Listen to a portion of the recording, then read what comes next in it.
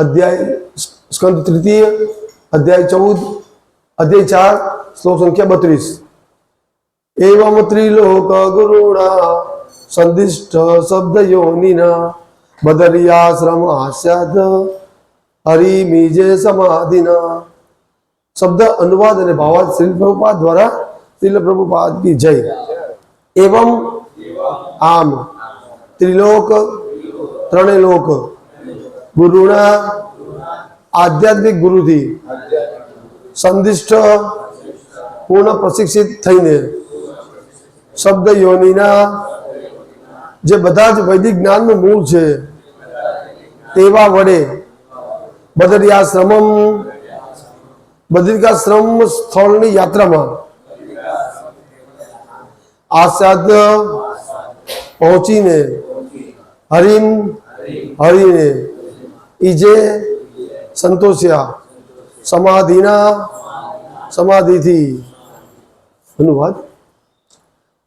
સુખદેવજી ગોસ્વામીએ રાજાને જણાવ્યું કે બધા જ વૈદિક જ્ઞાનના મૂળ સ્વરૂપ અને ત્રણેય લોકના જગતગુરુ એવા પૂર્ણ પુરુષોત્તમ ભગવાને ઉદ્ધવજીને આ પ્રમાણે બોધ આપ્યો।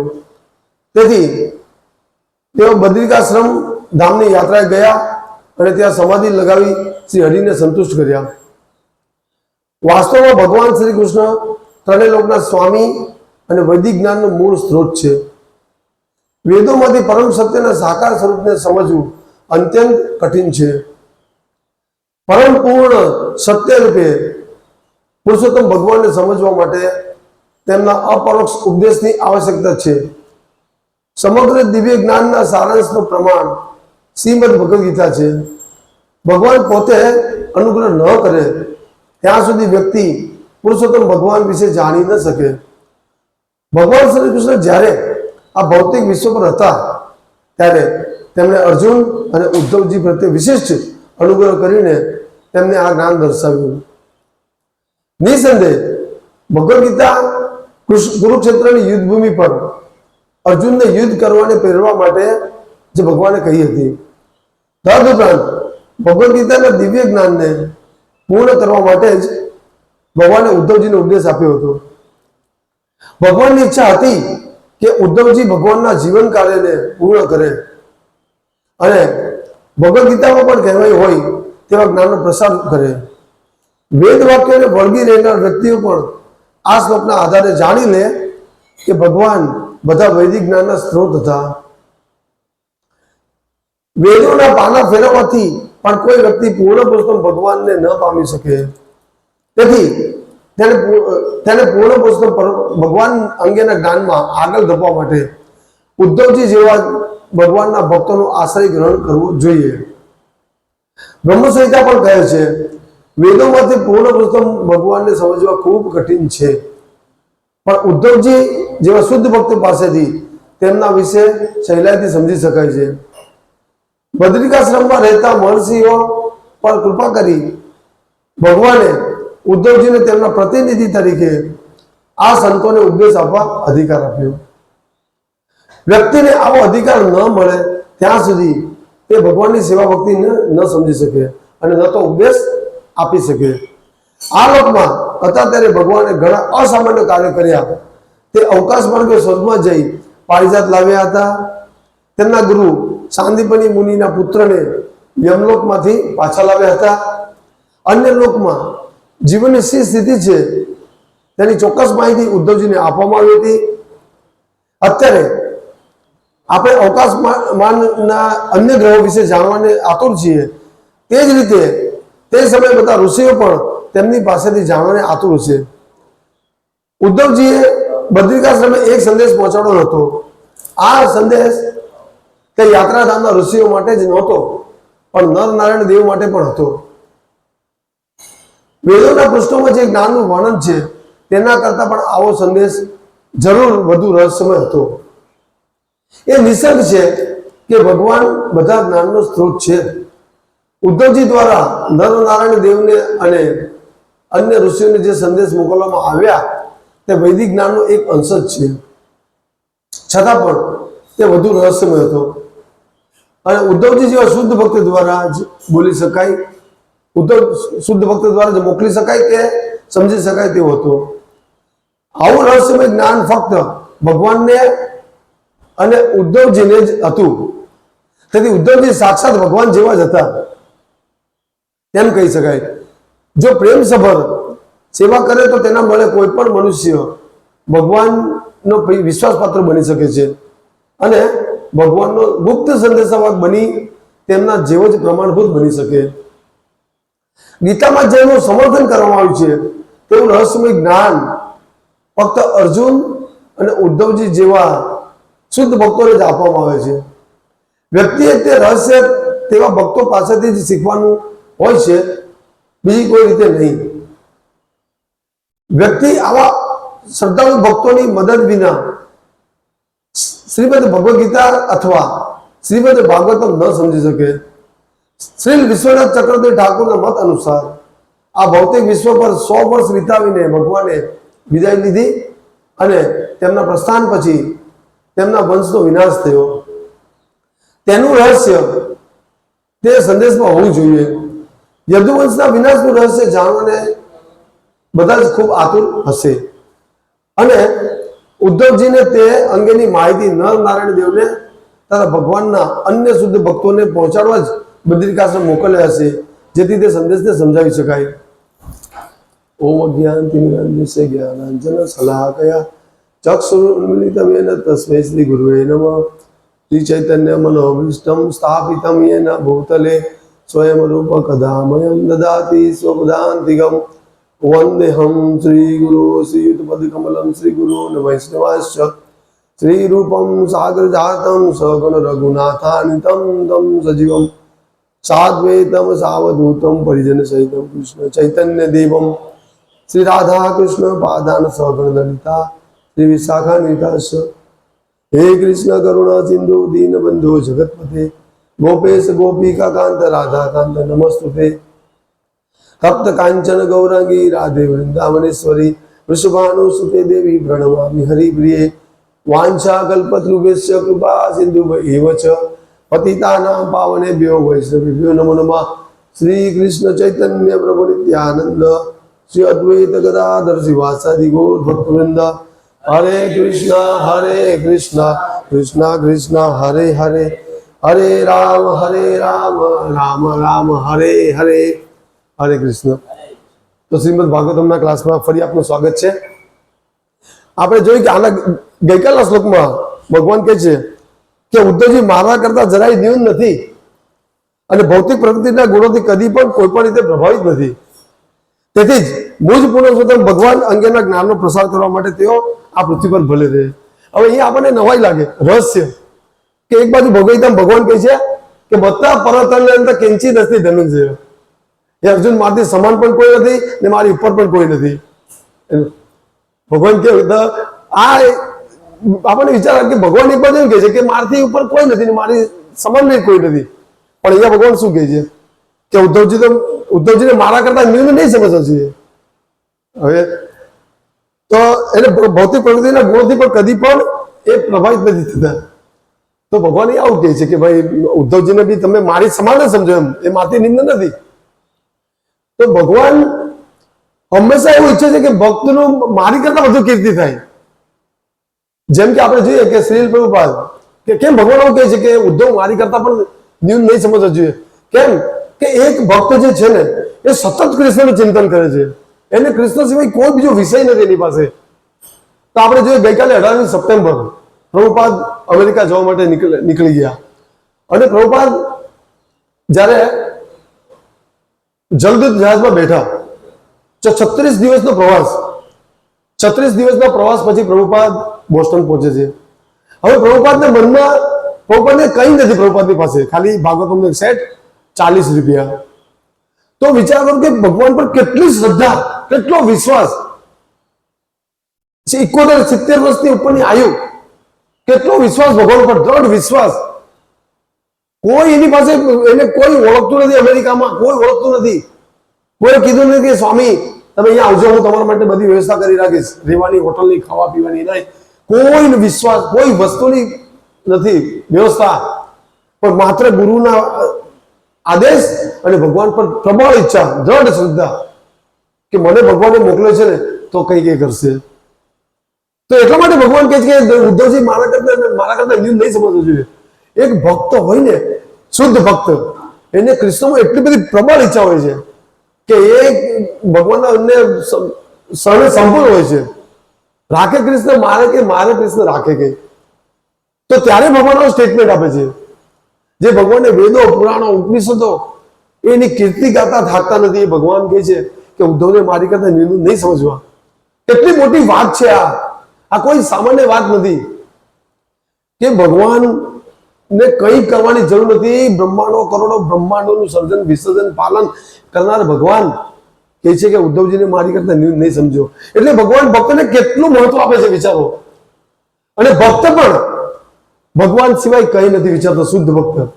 તો આપણે જોઈએ છે કે જયારે પ્રભુપાદ જલદૂતમાં બેઠા છે તો પ્રભુપાદને ત્યાં જે જમવાનું આવે છે ને, તો પ્રભુપાદને જે અંદરથી જે ખાવાનું આવે છે ને એને નથી ગમતું એને, કારણ કે પ્રસાદ નથી હોતી. તો 8 દિવસ સુધી લખ્યું છે અંદર કે 8 દિવસ સુધી પ્રભુપાદ નથી ખાતા, 8 દિવસ સુધી ઉપવાસ રાખે છે. ત્યારે પેલો કેપ્ટન હોય છે ને, જોઈ છે કે આ એક સ્વામીજી છે એ કઈ ખાતા નથી, પ્રસાદ નથી લેતા. તો એ કેપ્ટન પછી બીજું એક વચ્ચે પોટ આવે છે, ત્યારે એમની પાસે એના માટે એક ઇલેક્ટ્રિક સગડી લે છે. અને પછી એ ઇલેક્ટ્રિક સગડીમાં પ્રભુપાદ જાતે બનાવે છે, ભગવાનને ધરાવે છે ને ખાય છે. ત્યારે પ્રસાદ ખાય છે. તો 8 દિવસમાં પ્રભુપાદની તબિયત બહુ ખરાબ થઈ જાય છે, પણ જરા પણ વિચલિત થતા નથી, જરા પણ. તો આ એક શુદ્ધ ભક્તનું લક્ષણ છે. તો જ્યારે કોઈ વ્યક્તિ આવા શુદ્ધ ભક્ત બને ને ત્યારે ભગવાન કહે છે કે આ મારી કરતા નિમ્ન નહીં સમજવું જોઈએ. અને 11મા સ્કંદમાં આપણે જોઈએ છે કે ઉદ્ધવ ગીતાનું વર્ણન છે એમાં, તો એમાં ભગવાન ત્યારે પણ ક્લિયર કહે છે કે મારો ભક્ત જે છે ને એને મારી કરતા અધિક માનવું જોઈએ. મારી કરતા પહેલા, ભલે મારી પૂજા પછી કરો પણ મારા ભક્તની પૂજા પહેલા કરો. તો આ બધા રહસ્ય છે, આ દિવ્ય રહસ્ય છે. કોઈ સામાન્ય વ્યક્તિને કદાચ આવું અટપટું લાગે કે એક બાજુ ભગવાન કહે છે કે હું જ બધું સર્વસ્વ છું, અને એક બાજુ ભગવાન કહે છે કે મારી કરતા આને નિંદ નહીં કરવો જોઈએ. તો આ બધી જે વાતો આપણે જે ચર્ચા જે કરી રહ્યા છે એ બધી બહુ દિવ્ય ચર્ચા છે. માત્ર ભગવાનના ભક્તોના સંઘમાં જ આપણે આ વસ્તુને સમજી શકીએ. ઘણા એવા દ્રષ્ટાંત આવે છે. એક બાજુ યુદ્ધ નક્કી થઈ જાય છે અને દુર્યોધન અને અર્જુન બેઉ સામે બેઠા છે, અને ભગવાન કહે છે કે હું યુદ્ધમાં શસ્ત્ર નહીં ઉઠાવીશ. અને પછી આપણે બધા જાણીએ છીએ કે ભગવાન વિશ્વ પિતામાની સામે શસ્ત્ર ઉઠાવી દે છે ભક્ત માટે, ભક્તની કીર્તિ માટે. વિશ્વ પિતામાં ભગવાન શુદ્ધ ભક્ત છે, તો ભગવાન પોતાના ભક્ત માટે એનું વચન બી ભંગ કરી નાખે છે. વિચાર કરો તમે કે જે કહે છે કે હું યુદ્ધમાં રહીશ પણ શસ્ત્ર નહીં ઉઠાવીશ, અને સમય આવે ભગવાન શસ્ત્ર ઉઠાવી દે. કોના માટે? કે મારા ભક્તનું બી વચન સાચું પડે. તો ભગવાન કેટલા ભક્ત માટે કેટલા ભક્ત વત્સલ છે ભગવાન. તો આ એક ભગવાનની ભગવાનનું દિવ્ય ગુણ છે આ. તો એમાં ઘણા ઉદાહરણો છે કે એમાં ભગવાન ભક્તના વચન માટે પોતાનું વચન તોડી દે છે. બીજું પછી આપણે જોઈએ કે જયારે અર્જુન કહે છે કે ભાઈ હું આવતીકાલે સૂર્યાસ્ત પહેલા જયદ્રથને મારી નાખીશ.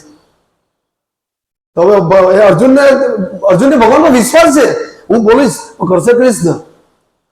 એને બી એટલો વિશ્વાસ છે કે જયદ્રથને મારો અઘરો છે પણ મારી સાથે કૃષ્ણ છે. અને ભગવાન બી એને કહે છે કે ભાઈ તું આટલું દ્રઢતાથી કહી દે છે કે હું કાલે સૂર્યાસ્ત પહેલા જયદ્રથને મારી નાખીશ, પણ તારી પાસે કોઈ યોદ્ધા છે?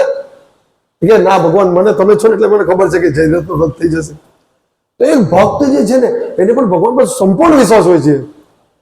તો ભક્ત ને ભગવાન વચ્ચેનો જે આ આદાન પ્રદાન છે, શુદ્ધ ભક્તિ. ક્યારે શુદ્ધ ભક્તિ?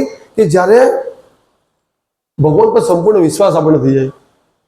તો આ બહુ દિવ્ય વસ્તુ છે, બહુ દિવ્ય આદાન પ્રદાન છે ભગવાનની સાથેનો. અહીંયા કહે છે કે સુખદેવજી ગોસ્વામીએ રાજાને જણાવ્યું કે બધા જ વૈદિક જ્ઞાનના મૂળ સ્વરૂપ અને ત્રણેય લોકના જગતગુરુ એવા પુરુષોત્તમ ભગવાને ઉદ્ધવજીને આ પ્રમાણે બોધ આપ્યો. તો ભગવાન ત્રણેય લોકના, આપણે દર વખતે ચર્ચા કરીએ છીએ કે ભગવાન કોઈ ત્રિલોકના સ્વામી છે. ભગવાન દરેક જગ્યાએ, દરેક લોકમાં ભગવાન કૃષ્ણને પૂજા થાય છે, ભગવાન કૃષ્ણની પૂજા થાય છે. તેથી તેઓ બદ્રિકાશ્રમની ધામની યાત્રા ગયા અને ત્યાં સમાધિ લગાવી શ્રી હરિને સંતુષ્ટ કર્યા. તો પછી જ્યાં ભગવાનનો જે આદેશ હતો, હરિને સંતુષ્ટ કર્યા મતલબ કે ભગવાને જે હેતુ માટે બદ્રિકાશ્રમ ઉદ્ધવજીને મોકલ્યા હતા, તે કાર્ય એમણે કરવાની શરૂઆત કરી. તો આપણે ભગવાનનો જે ઉપદેશ છે એ ઉપદેશને આપણે લોકોની વચ્ચે સમજાવીશું, આપણે સમજીશું તો શું કહેવાશે? હરિને સંતુષ્ટ કરવું. હરિને સંતુષ્ટ કરવાનો આ એક ઉપાય છે કે ભગવાને જે કીધું છે ને એને આપણે પોતે પહેલા પાલન કરવું અને લોકોને સમજાવવું. તો વાસ્તવમાં ભગવાન શ્રી કૃષ્ણ ત્રણેય લોકના સ્વામી અને વૈદિક જ્ઞાનનો મૂળ સ્ત્રોત છે. જેટલા બી વેદો છે, પુરાણો છે, એનો મૂળ સ્ત્રોત કોણ છે? ભગવાન. વેદે છે સર્વે અહમૈવ વૈદ્ય. બહુ બધા વેદો પુરાણો છે. આપણે આપણું જીવન આખું પૂર્ણ થઈએ ને તો વાંચી બી નહીં શકીએ, આપણે સમજી બી નહીં શકીએ. વાંચવા જઈએ તો સમજી બી નહીં શકીએ. હવે આ કથામાં આપણે જોઈએ છે કે ઘણી બધી ઘટના આવે છે જેમાં આપણને થાય કે ભગવાન આવું કેમ કહેતા હશે, ભગવાન આમ કેમ કરતા હશે. તો વિચાર કરો કે ઉપનિષદોના વેદોમાં કેવું હશે? ઉપનિષદોના વેદોમાં તો એટલા બધા અંદર એવા સ્ટેટમેન્ટ છે કે જે આપણે સમજી જ નહીં શકીએ. આપણે એમાં સમજીએ કે ભગવાન તો નિરાકાર જ હશે, ભગવાન જે નિરાકાર જ હશે એવું આપણે સમજી શકીએ ને બહુ મિસગાઈડ થઈ શકીએ આપણે જો એક યોગ્ય ગુરુના માર્ગદર્શન નીચે નહીં હોય તો. એટલે આપણે જોઈએ છે કે ઘણા બધા વિદ્વાનો ભારતમાં બી છે, થઈ ગયા ને છે, પણ એ લોકો બી કૃષ્ણને ભગવાન માની નથી શકતા. એ લોકોના મનમાં વેદો અને પુરાણોનો એટલો બધો નોલેજ બી છે પણ ભગવાનને સ્વીકારી નથી શકતા કે કૃષ્ણ પૂર્ણ પરમેશ્વર છે. તો વેદોને મૂળ સ્ત્રોત ભગવાન છે એ નથી જાણતા. વેદે છે સર્વે અહમૈવ વૈદ્ય. હે અર્જુન, વેદો વાંચ્યા પછી જો કોઈ વ્યક્તિ એવા નિર્ણય પર નહીં આવે કે હું ભગવાન છું તો સમય એવા કેવલમ. આપણને લાગે કે મેં બધું વાંચી નાખ્યું છે, બધા વેદો પુરાણો ઉપનિષદો વાંચી નાખ્યા, આપણને પોતાને બહુ આનંદ લાગે કે મેં કંઈ કર્યું. પણ જો કૃષ્ણને નથી જાણ્યા તો આપણો બધો સમય વેસ્ટ જાય છે. નિરાકાર છે ભગવાન એમ કરીને આપણે અટકી દઈએ. વેદોમાંથી પરમ સત્યના સાકાર સ્વરૂપે સમજવું અત્યંત કઠિન છે, નહીં સમજી શકીએ આપણે. પરમ પૂર્ણ સત્યને પુરુષોત્તમ ભગવાનને સમજવા માટે તેમના અપરોક્ષ ઉપદેશની આવશ્યકતા છે. સમગ્ર દિવ્ય જ્ઞાનના સારાંશનું પ્રમાણ શ્રીમદ ભગવદ ગીતા છે. એટલે ભગવદ ગીતા આપણે જોઈએ છે કે ભગવદ ગીતામાં ભગવાન ધીરે ધીરે બીજા અધ્યાયથી દિવ્ય શરીર, આત્મન વિજ્ઞાન, સાંખ્ય યોગ, ભક્તિ યોગ, ધ્યાન યોગ, કર્મ યોગ, આ બધું ધીરે ધીરે સ્ટેપ બાય સ્ટેપ સમજાવતા ભગવાન દિવ્ય જ્ઞાન અર્જુનને આપે છે. અને આ બધા શ્લોકો આપણે સમજીએ ને તો આપણને ધીરે ધીરે ખબર પડે કે આ બધા ભગવાનના ઉપદેશોથી ખબર પડે કે કૃષ્ણ જ ભગવાન છે. તો ભગવાન પોતે અનુગ્રહ ન કરે ત્યાં સુધી પુરુષોત્તમ ભગવાન વિશે જાણી ન શકે. એટલે અહીંયા પાછું ભગવાન, જો આપણી પર ભગવાનની કૃપા નહીં હોય ને તો આપણે ભગવાનને નહીં સમજી શકીએ. આપણે જોઈએ છે કે રોજ હજારો લોકોની વચ્ચે ભગવાનના લીલા કથાનું ગુણગાન ગવાય છે, લોકો પ્રચાર કરી રહ્યા છે, બરાબર. હજારો લાખોની સંખ્યાઓની વચ્ચે ભક્તો પ્રચાર કરી રહ્યા છે, પણ છતાં ગ્રહણ કેટલા કરે છે? કોઈ જ વ્યક્તિ.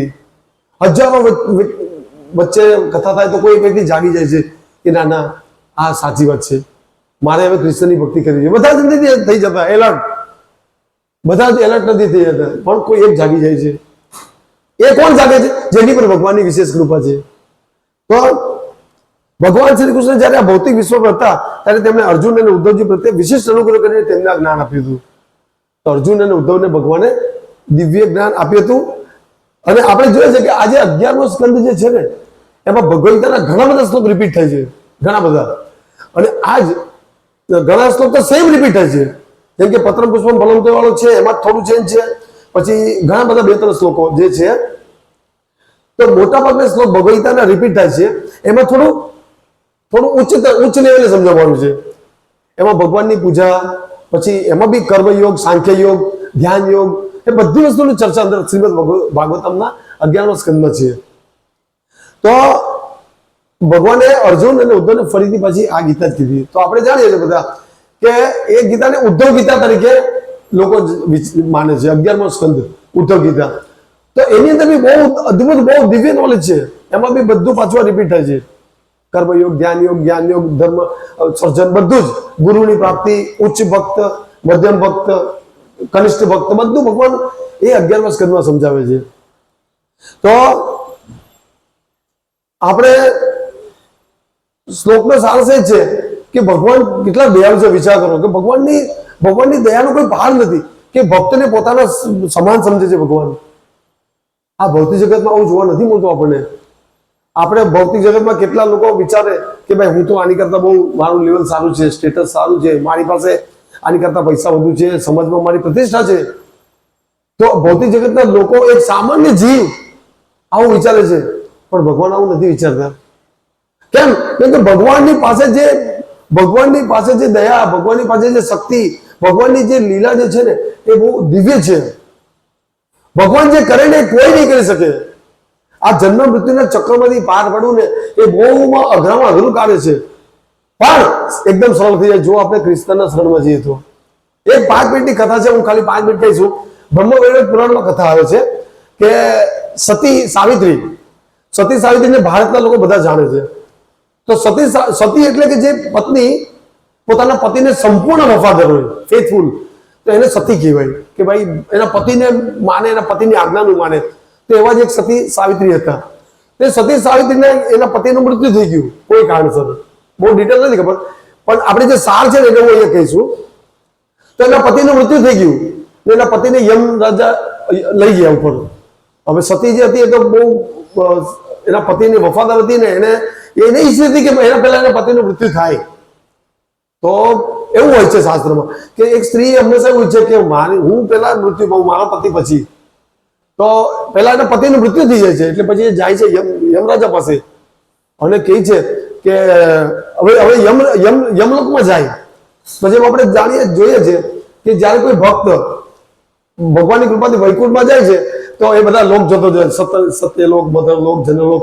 તો એવી રીતે અહીંયા આજે સતી જે છે એ યમલોકમાં જતા પહેલા 26 કુંડના દર્શન કરે છે, જે આપણે 4થા સ્કંદમાં કે 6થા સ્કંદમાં નરકનું વર્ણન થયું છે.